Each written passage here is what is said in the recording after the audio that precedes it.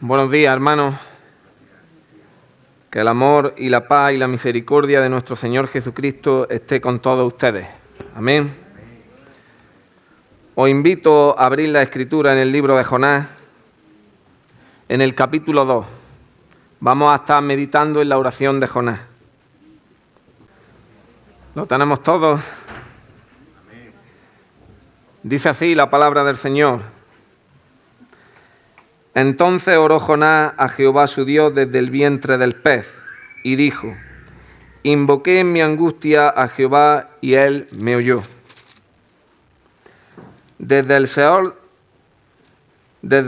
del Seol clamé, y mi voz oíste. Me echaste a lo profundo, en medio de los mares, y me rodeó la corriente. Todas tus ondas y tus olas pasaron sobre mí. Entonces dije: desechado soy de delante de tu ojo. Gracias. Mas aún veré tu santo templo. Las aguas me rodearon hasta el alma. Rodeóme el abismo. El arga se enredó a mi cabeza. Descendí a los cimientos de los montes.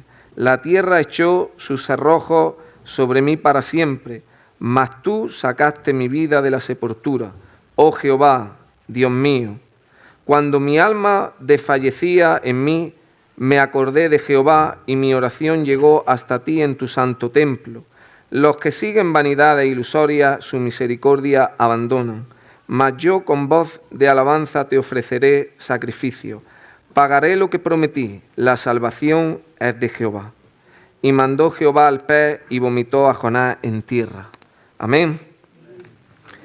Hermanos, pongamos este tiempo delante del Señor.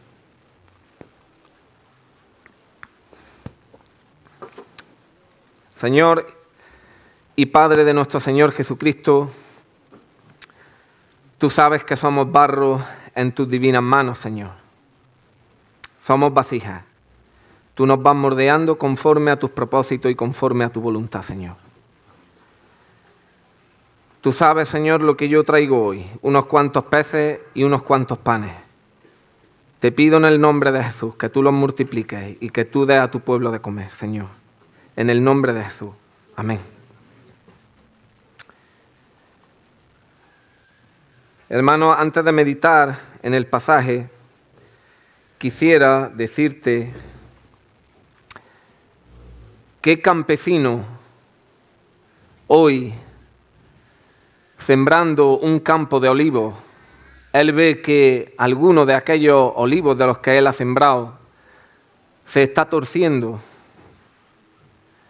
y no va en busca de ese olivo con cariño y con amor, y hinca unas cuantas de estaquillas y coge una cuerda y lo tensa para que ese olivo el día de mañana crezca en condiciones. Creo que cualquier campesino lo haría. Aquella persona que tiene amor por aquella tierra que él ha sembrado con sus propias manos, para que ese olivo el día de mañana crezca en condiciones y no muera. Pues quiero decirte, hermano, cuánto no más nuestro Señor Jesucristo hará por aquellos que Él ha escogido desde antes de la fundación del mundo. Tratará sus vidas con amor y hará lo que Él tenga que hacer cuando alguna de esas vidas sea torcida, para que esa vida vuelva a estar en el camino donde Él quiere. Amén. Bien, hermanos, así es como trata Dios a su Hijo. Aquel que Él ama, vamos a ver que Él corrige con amor. Y esto es lo que hoy veremos en este pasaje. ¿Cómo trata Dios la vida de Jonás? Todo, hermanos, comenzó cuando Jonás decide de pecar contra Dios. ¿Por qué pecó Jonás? Jonás pecó no obedeciendo al mandato del Señor. El Señor lo mandó en una dirección, lo mandó a que predicara a una gran ciudad como es Nínive, y Jonás rechazó de ir a esa ciudad. Jonás, ve y predica a Nínive. No quiero ir a Nínive a predicar. ¿Cuál fue el motivo por el cual Jonás rechaza de ir a esta ciudad a predicar el Evangelio? Pues mira, El motivo lo encontramos en el capítulo 4, un poco más hacia adelante de donde estamos en el capítulo 2, capítulo 4, verso 2. Dice, y oró a Jehová y dijo, ahora, oh Jehová, ¿no es esto lo que yo decía estando aún en mi tierra? Por esto me apresuré a huir a Tarsis, porque sabía yo que tú eres Dios clemente y piadoso, tardo en enojarte y de gran misericordia, y que te arrepientes del mal. En una palabra, hermanos, no quería la salvación Jonás para esta gran ciudad. Ellos eran gentiles y no pertenecían al pueblo del Señor, eran sirios. Jonás siente un celo y un amor tan grande por la religión que esto hace que él peque contra Dios. La religión mató a Jonás. La religión hizo de Jonás que se mirara a él mismo y viera en él que él era un hombre bueno, más bueno que los demás, con derecho a ser salvado, merecedor de toda misericordia y del Señor. Y esto hizo que Jonás tuviera un corazón lleno de idolatría.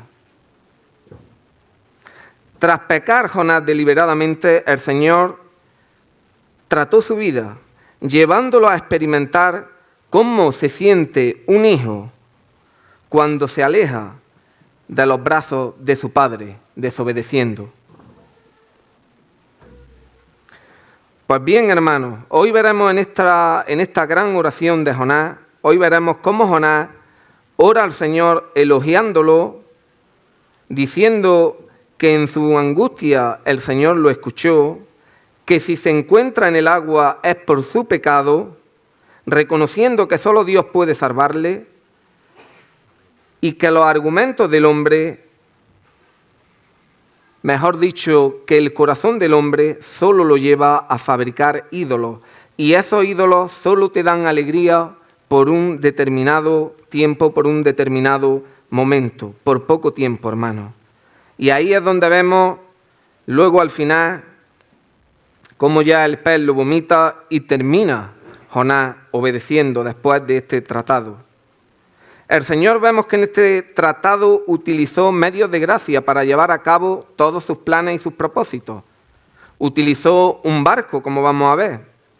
Unos hombres, utilizó las profundidades del agua y utilizó un gran pez para que Jonás entrara en aquella angustia tan terrible, que esto le hiciera pedir a gritos, Señor, sálvame. Si tú no lo haces, otro no lo podrá hacer. Si nos damos cuenta, hermanos, aquí en esta historia, Jonás no buscó al Señor cuando iba de camino a Tarsis. Tampoco buscó al Señor cuando iba camino a Jope. Jonás no buscó al Señor tampoco en el barco, porque en el barco vemos que él estaba durmiendo. No, Jonás buscó al Señor en aquella angustia tan terrible. Ahí es donde dice la Escritura que buscó al Señor y lo halló. A menudo quiero decirte que encontramos esta palabra de angustia en la Escritura. Y esta palabra se relaciona con el pecado del hombre y los problemas de la vida. Esto quiere decir que el pecado puede llevarnos a una situación de angustia, ya que la separación de Dios trae a su Hijo sufrimiento y una pequeña desesperación. También quiero aclarar, hermanos, antes de entrar de lleno en el mensaje, quiero aclarar que en muchas ocasiones sufrimos y padecemos, pasamos por pruebas, por dificultades y no es por nuestro pecado. Amén. No es por nuestro pecado. Esto nos lo enseña la Escritura en el libro de Job. Vemos que él era un hombre recto, pero Dios, de alguna forma, trató su corazón con sufrimiento y amargura. También aclarar, hermanos, que este pasaje también lo interpretan grandes teólogos de dos formas. Dicen que Jonás murió, algunos teólogos dicen que murió literalmente y otros dicen que no, que él murió de una forma simbólica. La experiencia de la angustia le hizo a Jonás que hablara de esta forma simbólica. Yo quiero darte hoy mi postura. Mi postura es también que Jonás Hasta tal grado llegó la angustia que le hizo que esto hablara de esta forma tan simbólica. Pues bien, hermanos, nos adentramos en el mensaje. Vamos a ver qué es lo que experimentó Jonás. La angustia que experimentó Jonás, ¿dónde lo llevó? Pues si miramos en el versículo 1 y versículo 2, vamos a ver dos grandes cosas. Porque en el versículo 1 comienza y dice así. Dice, en mi angustia invoqué a Jehová y él me oyó. Y aquí es donde yo rogaría a la iglesia que hiciera un gran esfuerzo. ¿Por qué?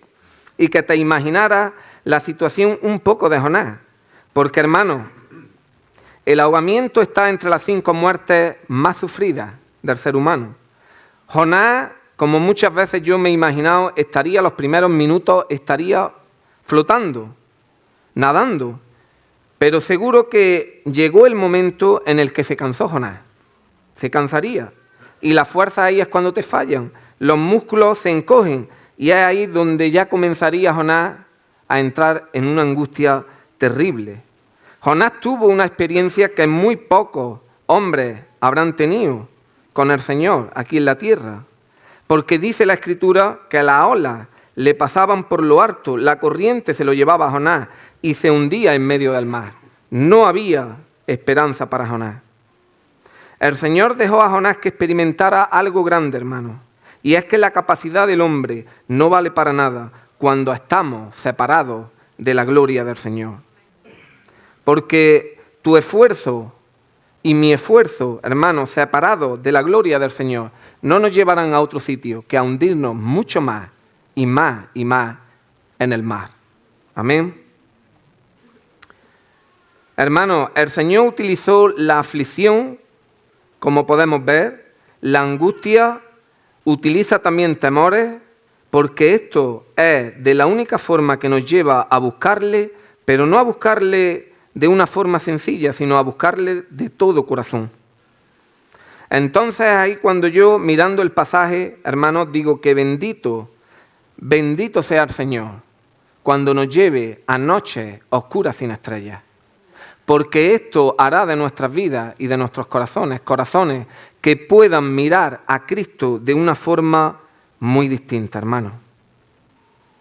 Así que gloria sea al Señor cuando Él utilice la vara contra nuestras vidas, cuando estemos separados de su gloria. Entonces, hermanos, la angustia de Jonás le llevó a buscar al Señor, le llevó a orar, pero también le llevó a ver que el Señor era quien lo había llevado hasta ese punto.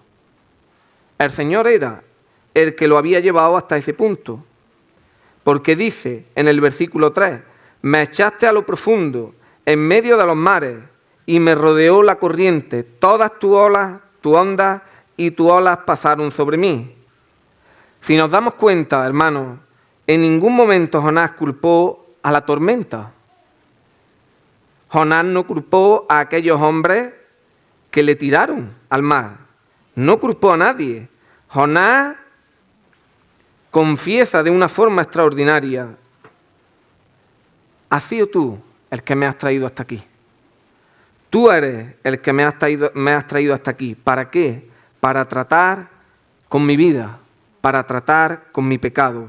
Y es aquí donde me acuerdo, hermano, el ejemplo de David, cuando él peca con Betsabé. Por causa del adulterio, el niño que nació se moría. Se moría. ¿Y qué es lo que hacía David? David entró en un luto profundo. Se dejó la barba, no se bañaba. Y de buena a primera, hermano, David sale de la habitación. Y es ahí donde le dicen, mira, el niño ya ha muerto. Y él ya lo veía venir, el niño ya ha muerto. Y es ahí donde comienza él, ya se ducha, se perfuma, se pone como un hombre nuevo. Y todo el mundo decía, ¿pero qué le ha pasado a David? ¿Esto qué es? Cuando el niño vivía, estaba de una forma, y ahora que ha muerto, no lo entendemos, qué es lo que le pasa. Y es que los tratos del Señor son extraordinarios, hermanos, en nuestras vidas. Dios le enseñó de una forma magistral a David, que estaba tratando con su pecado. Que si David había llegado hasta ese momento, es porque él había tenido la culpa. Muchas veces nos encontramos donde nos encontramos por causa de nuestro pecado.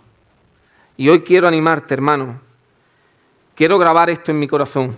No culpemos a nadie cuando pequemos, porque si estamos donde estamos es por causa de nuestro pecado, por causa de nuestra rebeldía. Así que aprendamos esto también de Jonás.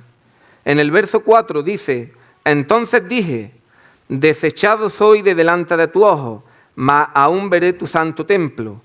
Versículo 5, las aguas me rodearon hasta el alma, rodeóme el abismo, el arga se enredó en mi cabeza. Descendí a los cimientos de los montes, la tierra echó sus cerrojos sobre mí para siempre, mas tú sacaste mi vida de la sepultura, oh Jehová, Dios mío. Creo que, hermanos, aquí tenemos la imagen perfecta de cómo el pecado trabaja en la vida de un creyente, de un hijo del Señor.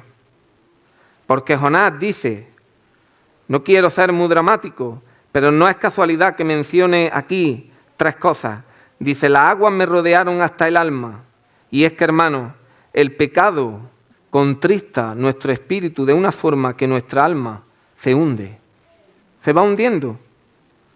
Luego dice, el arga se enredó a mi cabeza. Hermanos, el pecado nos dará muchos dolores de cabeza en nuestras vidas como creyentes. Dice, descendí a los cimientos de los montes. Si descendió Jonás, era porque estaba en lo más alto.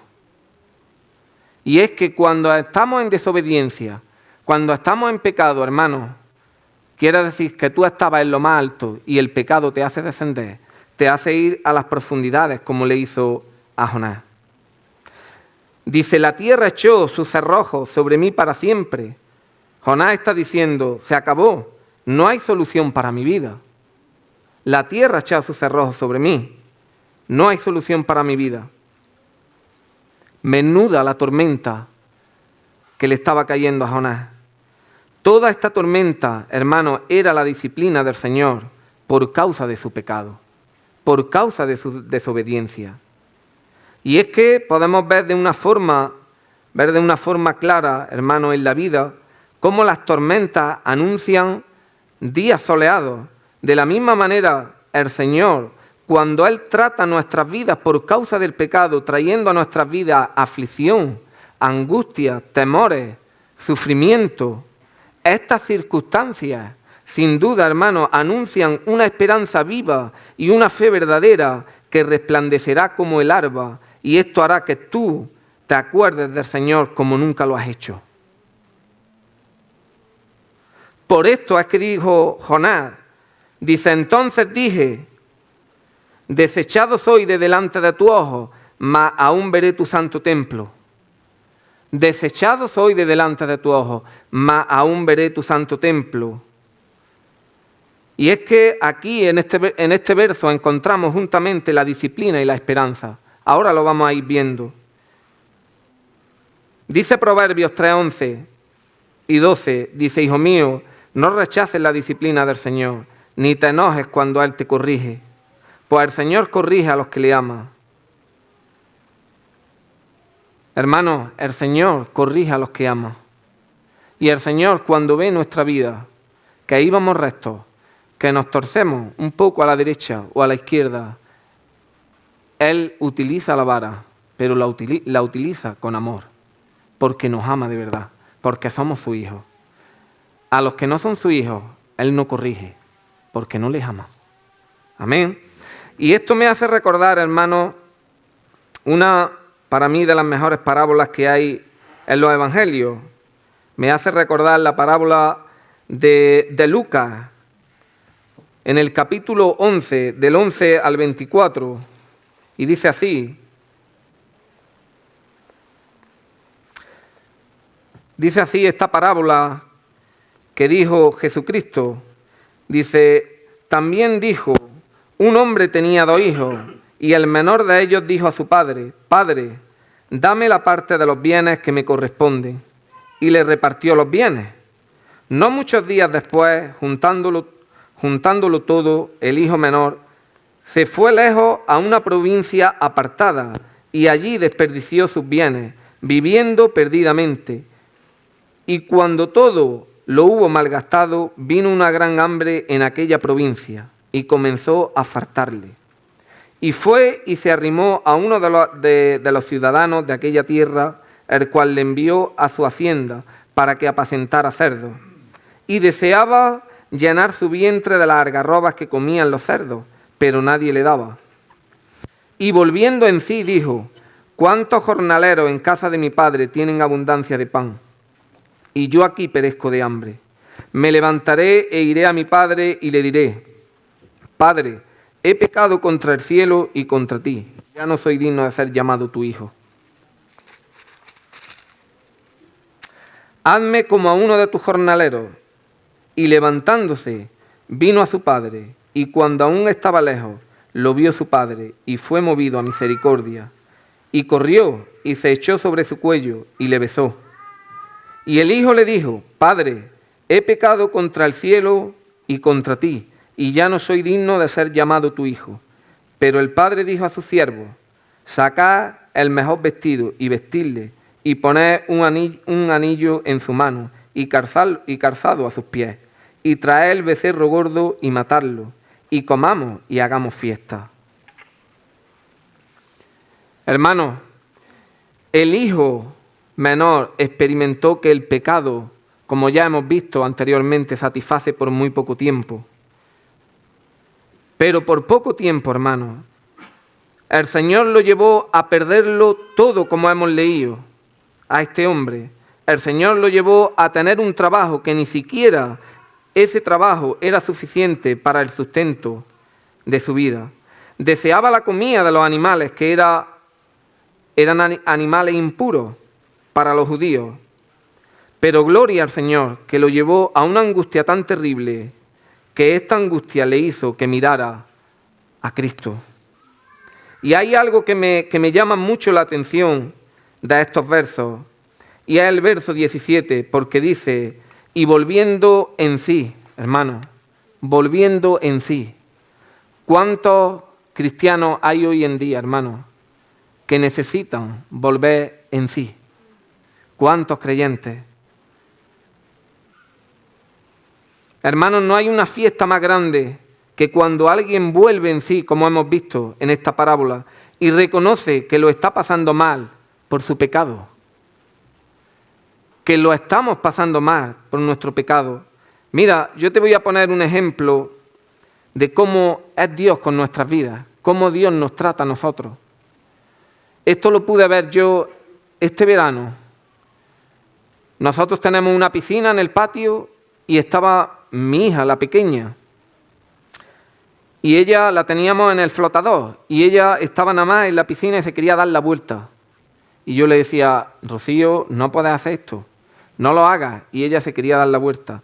Hasta que, hermano, yo quise, le dije yo entre mí, digo, voy a hacer que experimente un poco, digo, lo que quiera hacer, y ya seguro que no lo va a hacer más. Hermano, así fue. La dejé ni medio segundo. Pero, hermano, pude ver, cuando yo hice eso con ella, dije: Señor, este es el trato que tú tienes con tu hijo. Porque yo vi, hermanos, como ella vino con el agua por toda la cara, medio ahogada, vino en busca mía y me abrazó llorando y me decía: papá, papá. Y digo: ve, no lo hagan más. No lo hagan más. Hermano, no lo hizo más. Se ha pasado el verano, hemos quitado la piscina, ya no lo hizo más. Ese es el trato que tiene el Señor con nosotros. El Señor dice: mira, tú andas detrás de este ídolo, ve detrás de este ídolo, pero que sepas que te voy a tratar, porque tú eres mi hijo, y aquel que Él ama, trata su vida. Hermano, es así de sencillo. Solo Dios conoce nuestros corazones. Solo Dios conoce nuestras vidas. Solo Dios conoce cómo tú estás hoy ahí sentado delante del Señor. Si tú estás angustiado, si estás abatido, cómo tú estás, o si estás afligido. yo te diría que te acuerdes de Jesucristo. Porque, hermanos, Él no vino a acusarnos. Él vino a perdonar nuestros pecados. Él murió, pero dice la Escritura que resucitó al tercer día, venciendo a todo pecado, a toda iniquidad. Y si hay algo o hay alguien que piensa en tu corazón que tú no puedes, que estás muy sucio, que ya no hay solución para tu vida, mira a Cristo. Necesitas volver en sí. Mira a Cristo, porque Él es el único remedio para tu vida y para la mía. Acuérdate de Él, porque, hermanos, dice la Escritura que Él te estará esperando, como hemos leído en esta parábola, y hará fiesta en el cielo. Hará fiesta en el cielo contigo. Hermanos, Jonás experimentó la muerte, experimentó lo que se siente cuando uno vive separado del Señor, pero también experimentó cómo la gracia llegó a su vida por medio de esta gran angustia. ¿Cuántas veces, hermanos, he necesitado estos tratos en mi matrimonio, en mi vida? He necesitado que el Señor me lleve al desespero para que yo pueda andar mucho mejor en el camino de Él y yo pueda amarlo mucho más de lo que yo le amo a Él. Y esto, hermanos, cuando Jonás experimentó esta gran angustia, esto hizo que él hiciera una gran reflexión en su vida. Una gran reflexión. Y vamos a ver la reflexión que hizo Jonás. Dice, versículo 7, vamos a leerlo. Dice así: cuando mi alma desfallecía en mí, me acordé de Jehová, y mi oración llegó hasta ti en tu santo templo. Los que siguen, verso 8, vanidad e ilusoria, su misericordia abandonan. Verso 9, mas yo con voz de alabanza te ofreceré sacrificio. La salvación es de Jehová. Verso 10, mandó Jehová al pez y vomitó a Jonás en la tierra. Para entender mucho mejor de qué está hablando Jonás, vamos a leer la Nueva Traducción Viviente. Creo que nos va a dar una explicación mucho mejor. Y la Nueva Traducción Viviente dice en el verso 8, los que rinden culto a dioses falsos le dan la espalda a todas las misericordias de Dios. Aquí, hermanos, en este verso está hablando literalmente, está hablando de los ídolos. Está hablando del comportamiento de aquellos ídolos que el hombre fabrica en su corazón.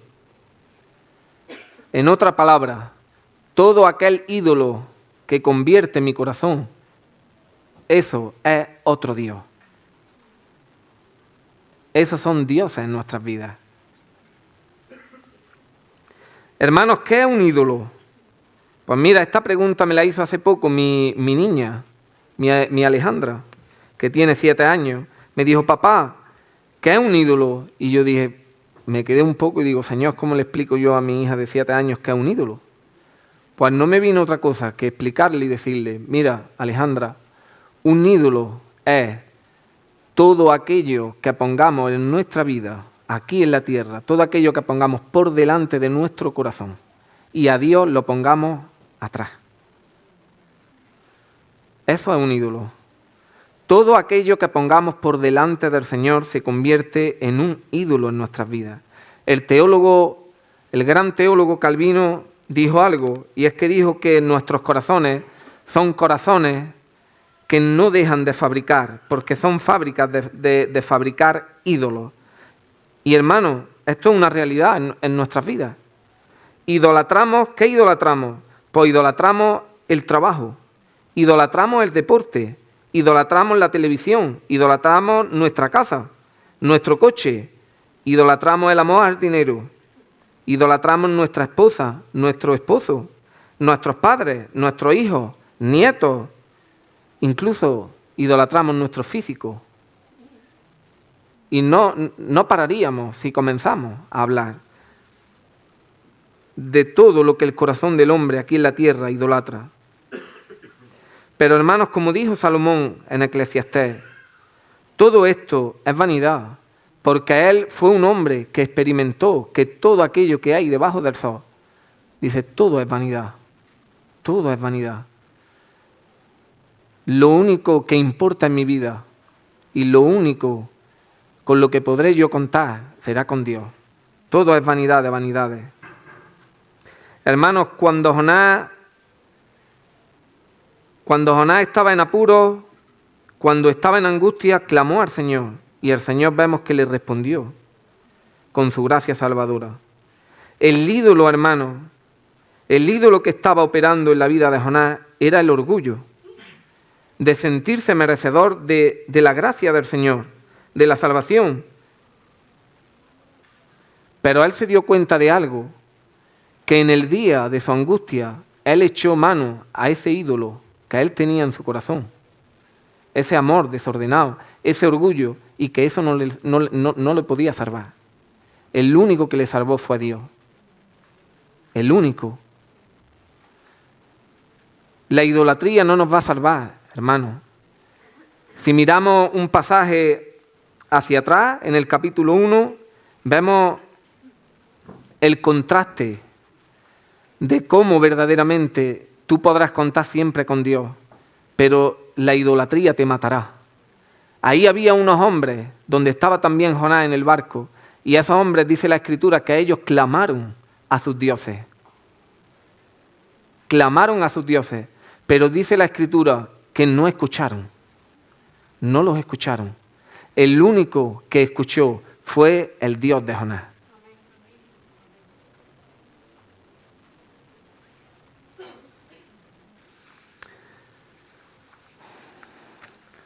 Así que, hermanos, como ya he dicho, hoy el hombre sigue fabricando dioses en su corazón. Y uno de ellos, yo quisiera poner unos ejemplos, ¿vale? Para poder llevarlo a la práctica. Uno de ellos, de los dioses que hay operando hoy en la tierra y un Dios fuerte, es el amor al dinero. Poner nuestra confianza en el dinero. Cuéntame aquella persona que esté depositando su confianza, su vida en el dinero. Cuéntame, cuando llegue una enfermedad mortífera a tu vida, cuéntame si tú podrás contar con ese Dios llamado dinero. Te quiero decir que ese Dios te dejará tirado, porque no responderá. El único que responderá será el Señor. Pero, hermanos, ¿cómo en nuestro corazón también idolatramos las cosas materiales? Ya he mencionado unas cuantas. También idolatramos todas estas cosas. Hermanos, idolatramos nuestras casas. ¿Dónde puede llegar un ídolo? A crear un amor desordenado. Hermanos, quiero contarte algo que pasó hace poco en el Salar de Loja. ¿Dónde puede llegar un ídolo? Fíjate, en el Salar de Loja nos llegó la noticia, hermano, un matrimonio de no más de 30 años. Resulta que fueron desahuciados, ¿no? Les comunicaron, tenéis que iros de la casa. Y, hermano, era tan grande el amor que tenían ellos por aquella casa, que se entiende, ¿no? Recuerdo cuando montemos aquella cocina, cuando pintemos aquella habitación, aquella Navidad que pasemos, es normal que haya algo de afectos por esa casa. Pero era tal grado el amor por esa casa que ellos dijeron, mira, si no es para nosotros, tampoco será para el banco, tampoco. Y decidieron de meterle fuego a la casa. Cogieron gasolina y le metieron fuego a la casa, hermanos. Hasta tal punto llegó esta tragedia de meterle fuego que el marido se quemó, hermano. Cuenta su esposa que cuando ella lo cogió y lo metió en el coche, estuvo como lamentando como entre 10 minutos y ya dice que perdió el conocimiento y ya no se supo más de él, murió. Él chillaba amargamente. Y yo, hermanos, cuando me contaron esta historia, estaba precisamente meditando aquí en este texto de Jonás y dije, seguro que dijo, pero bueno, en un segundo dijo, pero ¿qué he hecho? ese amor que yo tenía por esta casa, pues me voy a otra casa. Fíjate lo que puede hacer la idolatría en nuestros corazones. Un amor desordenado por una casa, hermano. No te salvará. A él no lo salvó el amor por esa casa, hermano. Ese ídolo no lo salvó. Solamente quien nos puede salvar es Cristo, hermano.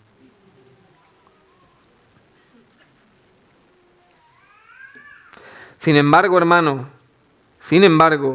vemos aquí en la oración de Jonás que por mucho, hermano, por mucho que un hijo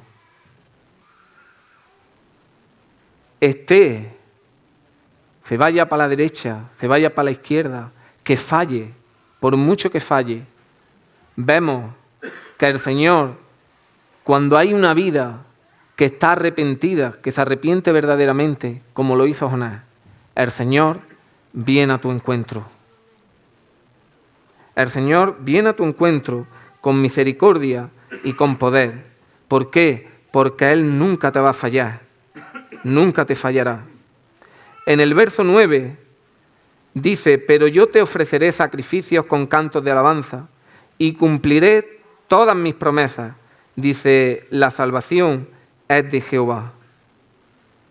La salvación es de Jehová. Aquí llegó Jonás también a una conclusión. La salvación es tuya, Señor. Si tú me mandaste a aquella gran ciudad que yo predicara el Evangelio, ¿qué tengo yo que ver? Yo lo que tengo que hacer es obedecer, porque la salvación no es mía. ¿Cuántos hermanos vienen a la iglesia, hermanos? ¿Cuántos roces hay entre los hermanos? ¿Cuántos vecinos tenemos a nuestro lado? Y nosotros decidimos quién tiene que ser salvo y quién no tiene que ser salvo. Hermanos, la salvación es de Dios. Él es el que manda. Y que sepas que el Señor va a traer a nuestras vidas muchos tratos de estos, para que tú tengas que soportar a tu hermano y tu hermano te soporte a ti también. Esto es así, hermano. La salvación es de Dios. Vemos, hermano, de una forma magistral que fue Dios el que preparó un pez para salvar la vida de Jonás. Fue Dios quien dio refugio a su hijo, rebelde y desobediente, que no merecía otra cosa que la muerte. Solo Dios lo salvó. Y solo Dios fue quien trajo a Jonás al arrepentimiento con una fe verdadera. Fue Dios quien condujo a Jonás a abandonar aquellos ídolos y disfrutar de la misericordia del Señor. Solamente es Dios quien lo puede hacer. Solo Dios. También quiero decir algo, hermano. Hay gente que viene a la iglesia. Hay gente que ha sido confrontada y le dicen, mira, el pastor, el hermano más cercano, hermano, mira cómo estás. Estoy viendo que tu vida está decayendo. Estoy viendo que tu vida está siendo arrastrada por este ídolo. Cambia. Y vemos que no hay cambio. Cuidado, hermano. Cuidado cuando no hay cambio. Porque nos creemos que somos verdaderamente hijos. Y no somos hijos. Llevas tantos años ya idolatrando que el Señor te ha entregado ya a tu idolatría. A ese ídolo que tanto tú amas. Cuidado. Cuidado, hermano. Porque nuestras vidas pueden estar en peligro. Mucho cuidado. Hermano, el mejor cántico que pudo cantar Jonás y que podemos cantar hoy nosotros es una vida en sacrificio vivo a Cristo. Un culto diario, una vida piadosa delante del Señor, una vida llena de obediencia, porque eso es lo que quiere el Señor, obediencia. Puedes cantar, hermano, muy bonito en el culto público. Puedes leer y publicar en tus redes sociales muchos versículos de la Biblia, pero si no estás buscando una vida de obediencia por medio de la fe en Cristo, en vano, hermano, es todo lo que tú hagas y lo que yo haga. En vano es. Así que mi consejo en el día de hoy, hermano, agárrate a Cristo. agárrate cuando haya noches oscuras. Dile que vengan muchos tratos de esos a nuestras vidas para que nosotros nos demos cuenta cómo estamos delante de Él. Quiero cerrar el mensaje de hoy haciéndote una pregunta. ¿Quién es tu Dios? ¿Quién es tu Dios, hermano? ¿Es tu Dios el Dios de aquellos tripulantes que había en el barco de Jonás? ¿Ese es tu Dios? Que sepas que va a salir defraudado si ese es tu Dios. Pero si tu Dios es el Dios de Jonás, saldrás en victoria. Amén. Te dejo con esto, hermano.